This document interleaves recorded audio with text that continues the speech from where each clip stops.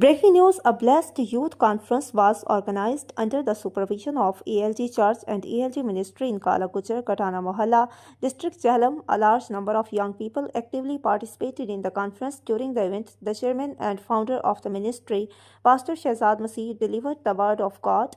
After the preaching, many young sons and daughters accepted the Lord Jesus Christ as their Savior. The successful organization of the conference was greatly supported by youth coordinators, Pastor Shan Jalal and Anthony Lothar, whose hard work and dedication were highly appreciated by the attendees. On this occasion, Chairman and founder Pastor Shahzad Masih invited servants of God from around the world to join this noble mission so that more souls can be won. He also mentioned that the ministry is facing a shortage of resources, and with greater support, they can expand their work across Pakistan with more passion and strength. Finally, an appeal was made to donors worldwide to actively participate and support this holy mission of God.